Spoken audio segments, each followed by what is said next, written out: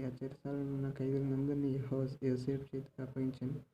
వారక్కడ ఏం చేసిరో అదంతయు అతడే చేయించువాడు. యెహోవా అతనికి తోడై ఉండెను గనుక ఆ చెరసాల అధిపతి అతని చేతికి అప్పగింపబడిన దేని గూర్చి విచారణ చేయకుండెను. అతడు చేయనిది యావత్తూ యెహోవా సఫలమగునట్లు చేసెను. 2 ఏండ్లు గడిచిన తరువాత ఫరో ఒక కల కనెను. అందులో అతడు ఏటి దగ్గర నిలుచుండగా చూపునకు అందమైనవి బలిసినవైన 7 ఆవులు ఏటిలో నుండి పైకి వచ్చుచు జమ్ములో మేయుచు నుండెను.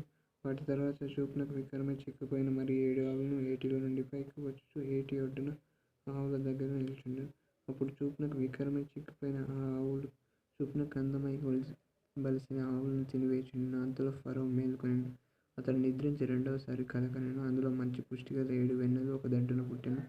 మరియు తూర్పు గాలి చేత చెడిపోయిన 7 పిల్లవెన్నెలు వాటి తరువాత మొలిచెను. అప్పుడు నిండైన పుష్టిగల ఆ 7 వెన్నెలను ఆ పిల్లవెన్నెలు మృంగివేసెను. అంతలో ఫరో మేలుకొని అది కల అని గ్రహించెను.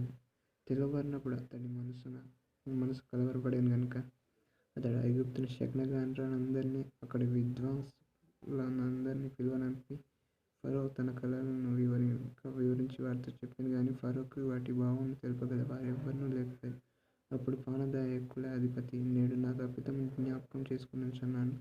ఫరో తన దాసుల మీద కోపగించి నన్ను భక్ష్యకారుల అధిపతిని మా ఉభయులను రాజసంరక్షక సేనాధిపతి ఇంట కావలిలో ఉంచెను. ఒక రాత్రి నేను అతడు మేమిద్దరము కలలు కంటిమి. ఒక్కొక్కడు వేరు వేరు భావములు గల కలలు చేరి ఒకటి కంటిమి. అక్కడ రాజసంరక్షక సేనాధిపతికి దాసుడై ఉండిన ఒక హెబ్రీ పడుచువాడు మాతో కూడా ఉండెను. అతనితో మా కలలను మేము వివరించి చెప్పినప్పుడు అతడు వాటి భావములను మాకు తెలిపెను. ఒక్కొక్కని కల చొప్పున దాని భావమును తెలిపెను. అతడు మాకు ఏ భావమును తెలిపెనో ఆయా భావముల చొప్పున జరిగెను. నా ఉద్యోగమునకు మరలా ఇప్పించి భక్ష్యకారుని వేలాడదీయించెదనని ఫరోతో చెప్పగా ఫరో యోసేపును పిలువనంపెను. కాబట్టి చెరసాలలో నుండి అతన్ని త్వరగా రప్పించిరి. అతడు క్షౌరం చేయించుకొని మంచి బట్టలు కట్టుకొని ఫరో యొద్దకు వచ్చెను. ఫరో యోసేపుతో, నేను ఒక కల కంటిని, దాని భావమును తెలుపగల వారెవ్వరునూ లేరు. నీవు కలను విన్న ఎడల దాని భావమును తెలుపగల వాడవని నిన్ను గూర్చి వింటినని అతనితో చెప్పినందుకు యోసేపు, నా వలన కాదు, దేవుడే ఫరోకు క్షేమకరమైన ఉత్తరమిచ్చునని ఫరోతో చెప్పెను. అందుకు ఫరో, నా కలలో నేను ఏటి ఒడ్డున నిలుచుంటిని. బలిసినవి చూపునకు అందమైనవినైన 7 ఆవులు ఏటిలో నుండి పైకి వచ్చి జమ్ములో మేయుచుండెను. మరియు నీరసమై బహు వికార రూపము గల చిక్కిపోయిన మరి 7 ఆవులు వాటి తరువాత పైకి వచ్చెను. వీటి అంత వికారమైనదై ఐగుప్తు దేశమందు ఎక్కడనూ నాకు కనబడలేదు. చిక్కిపోయి వికారముగానున్న ఆవులు బలిసిన మొదటి 7 ఆవులను తినివేసెను. అవి వాటి కడుపులో పడెను గాని అవి కడుపులో పడినట్టు కనబడలేదు. మొదటి 2 రాత్రులు అవి చూపునకు వికారముగా నుండెను. అంతలో నేను మేల్కొంటిని.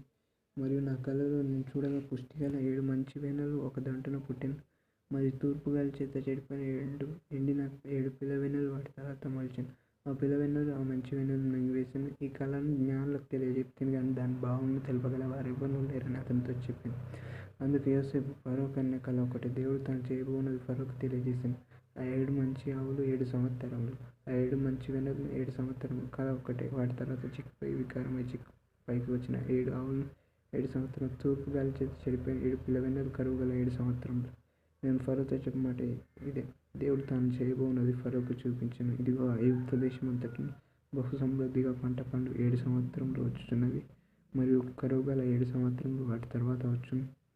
అప్పుడు ఐగుప్తు దేశమందు ఆ పంట సమృద్ధి యావత్తును మరువబడును. ఆ కరువు దేశమును పాడు చేయును. దాని తరువాత కలుగు కరువు చేత దేశమందు ఆ పంట సమృద్ధి తెలియబడకపోవును.